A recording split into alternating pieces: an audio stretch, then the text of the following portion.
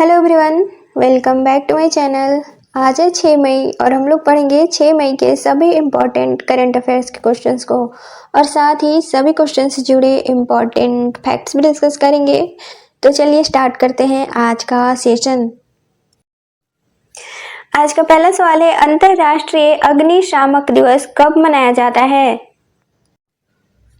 हर साल 4 मई को दुनिया के अग्निशामकों के बलिदान को याद करने और उनका सम्मान करने के उद्देश्य से अंतर्राष्ट्रीय अग्निशामक दिवस के रूप में मनाया जाता है।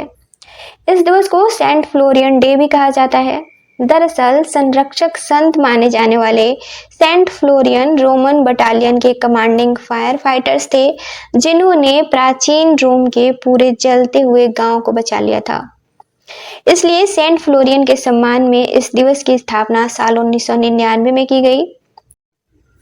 और दूसरा फैक्ट है, 2 दिसंबर साल 1998 में विक्टोरिया ऑस्ट्रेलिया में 5 अग्निशामकों ने जंगल की आग बुझाते वक्त अपनी जान गंवाई थी। इस दिन के सम्मान में और इस दिन जान गंवाने वाले अग्निशामकों के सम्मान में भी यह दिवस मनाया जाता है। इस दिवस का प्रतीक है लाल और नीले रंग का रिबन। लाल रंग अग्नि का प्रतीक है और नीला पानी का प्रतीक है। तो आंसर हो जाएगा ऑप्शन डी, 4 मई। अगला सवाल है, जंगलों की अवैध कटाई और अतिक्रमण पर एआई आधारित real time forest alert system से निगरानी करने वाला पहला राज्य कौन बना है? तो मध्य प्रदेश द्वारा हाल ही में भारत की पहली एआई आधारित चेतावनी प्रणाली की शुरुआत की गई है। यह प्रणाली भूमि अतिक्रमण, वनों की कटाई और वन क्षेत्रों में अन्य परिवर्तनों का पता लगाने के लिए उपग्रह डेटा, एआई और मोबाइल आधारित फील्ड रिपोर्टिंग का उपयोग करती है। इस प्रणाली का मुख्य उद्देश्य है भूमि उपयोग, वनों की कटाई और अतिक्रमण में परिवर्तन का पता लगाना, ताकि तत्काल कार्रवाई की जा सके। मध्य प्रदेश वन निगरानी के लिए एआई और उपग्रह डेटा को एकीकृत करने वाला पहला राज्य बना है। तो आंसर हो जाएगा ऑप्शन ए, मध्य प्रदेश। अब मध्य प्रदेश, तो मध्य प्रदेश की राजधानी है भोपाल। यहाँ के वर्तमान मुख्यमंत्री हैं मोहन यादव और वर्तमान राज्यपाल है मंगू भाई छगन भाई पटेल।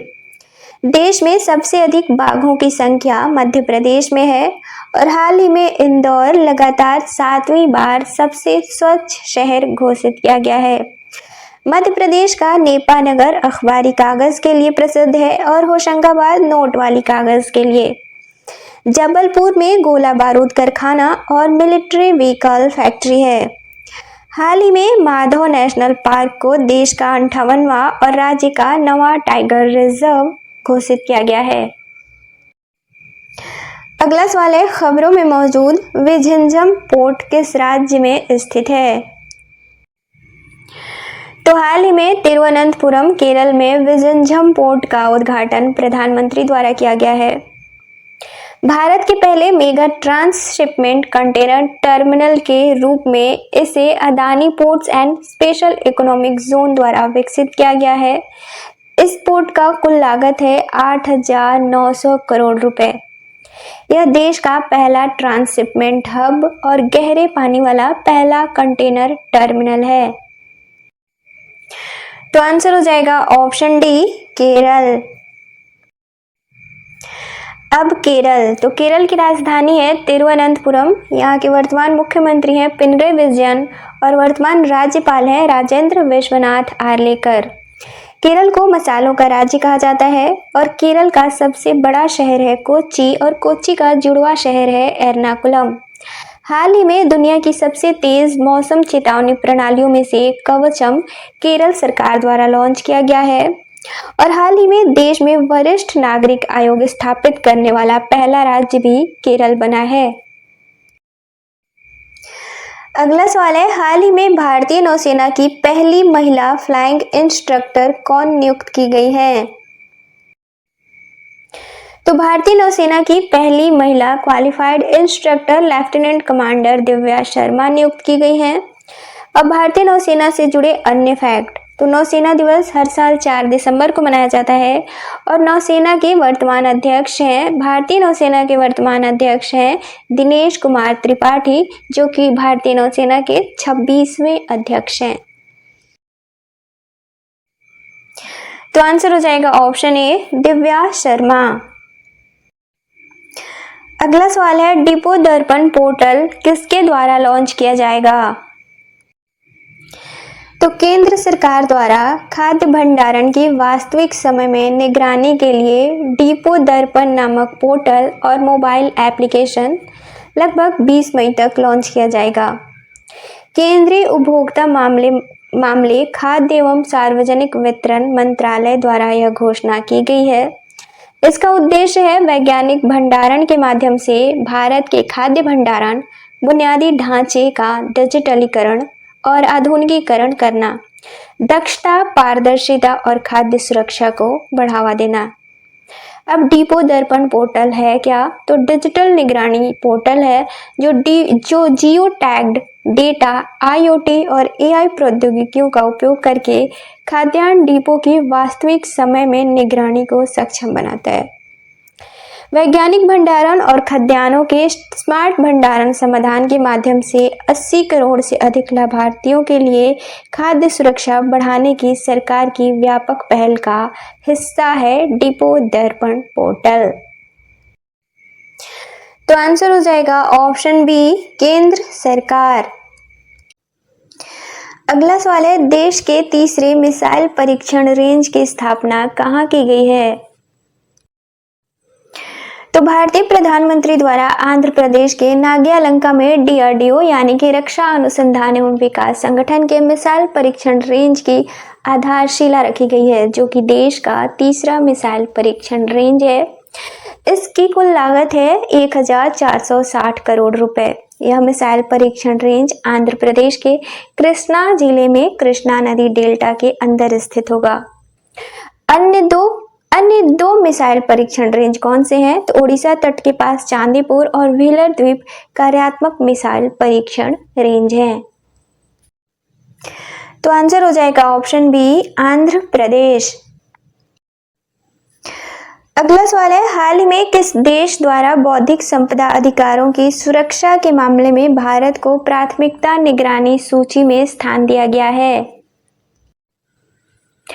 तो हाल ही में अमेरिकी व्यापार एजेंसी द्वारा भारत सहित 7 देशों को बौद्धिक संपदा अधिकारों की सुरक्षा के मामले में प्राथमिकता निगरानी सूची में शामिल किया गया है।